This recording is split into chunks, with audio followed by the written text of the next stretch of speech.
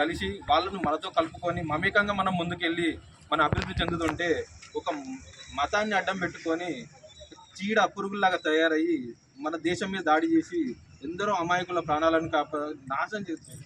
ఎంతమంది సరే మన ఓకే ఒక కుల మతాన్ని వల్ల కూడా ఆ కాశ్మీర్లో ఉన్నది ఇప్పుడున్నది 90% ముస్లింలు అయినా కూడా వాళ్ళపైన కూడా కిరాతకంగా దాడి చేసి వాళ్ళకి సపోర్ట్ చేయకపోతే వాళ్ళని కూడా దాడి చేసి ఈ విధంగా అసలు ఏ విధంగా వాళ్ళకు మత స్వేచ్ఛ అని చెప్పడానికి వస్తుంది.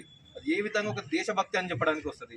దేశభక్తి అంటే మాతో పోటీ పడాలనుకుంటే టెక్నాలజీలో పోటీ పడండి, మాతో పోటీ పడాలనుకుంటే చదువులో పోటీ పడండి, మాతో పోటీ పడాలనుకుంటే దేశంలో జీడిపిలో పోటీ పడండి. ఆ విధంగా మాతో పోటీ పడి మీరు కూడా అభివృద్ధి చెందండి. మీకు దమ్ముంటే ధైర్యం ఉంటే అందులో పోటీ పడండి. ఒక టెర్రరిస్టులను తయారు చేసి కాదు. ఇండియా ఐటీ అంటే ఇండియా అంటే ఇన్ఫర్మేషన్ టెక్నాలజీ. అదే పాకిస్తాన్లో ఐటీ అంటే ఇంటర్నేషనల్ టెర్రరిజం. ఈ మాట నేను అన్నది కాదు, మన ఫారెన్ మినిస్టర్ జయశంకర్ గారు అన్నారు. అయినా కూడా ఇది ఇక్కడ కాదు, మన దేశం ఒక్కటే కాదు, ఐక్యరాజ్య సమితిలో ఈరోజు ప్రపంచం మొత్తం చీకొడుతున్నా కూడా వాళ్ళకు బుద్ధి రావట్లేదు. ఇది ఒక మతపరంగా అధికారం కాకుండా ఒక విద్యాపరంగా కూడా ఆలోచించండి. ఏ విధంగా వాళ్ళ సంస్కృతి ఎలా ఉంది, మన సంస్కృతి ఎలా ఉంది. మన సనాతన ధర్మం అందరూ కలిసిగా ఉండాలి, కలిసిగట్టుగా ఉండాలి, కలిసిగట్టుగా ముందుకు వెళ్ళాలి. మనకు రేపటి పౌరులు రేపు జరిగి మనం ప్రతిదీ ఒకటి చదువుకున్నప్పుడు దాంట్లో మనం అర్థం చేసుకొని రేపటి భవిష్యత్తు గురించి మనం ఆలోచిస్తే వాళ్ళ మతాల గురించి అన్నది ఒక స్కూల్ కూడా తెలియదు. వాళ్ళ స్కూల్ అంటే ఏంటిది ఏం తెలియదు.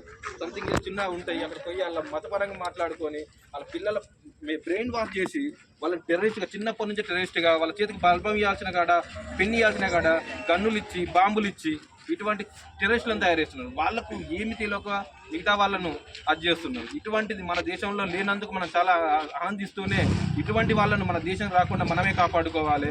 మనలో మనమే స్వేచ్ఛగా ఉండడానికి మరి ఇంకా అటువంటి వాళ్ళు తయారు కాకుండా ఉండడానికి మనమే మిగతా వాళ్ళకు చెప్పుకుంటూ వాళ్ళని కూడా కొద్దిగా మనలో మమేకం చేసుకుంటూ వెళ్ళడానికి ప్రయత్నించండి. ముఖ్యంగా పిల్లలకు చెప్తున్నాను, పిల్లలు ఎప్పుడైనా ఏదైనా ఒకటి చదివేటప్పుడు, ఎందుకంటే మన దేశం ఎలా ఉంది, మన దేశానికి మనం ఏ విధంగా సాయం చేయగలుగుతాం, మన తోటి వారికి ఎలా సాయం చేయగలుగుతాం, అవినీతి లేకుండా ఎలా సాయం చేస్తాం అన్నది తెలుసుకుంటూ